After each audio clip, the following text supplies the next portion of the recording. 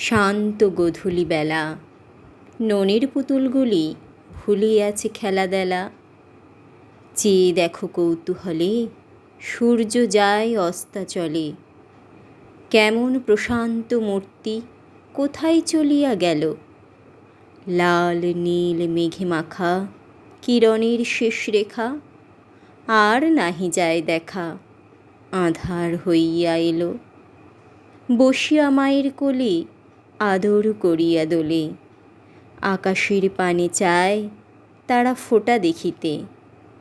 হয়েছে নূতন আলো চাঁদ মুখের হাসিতে।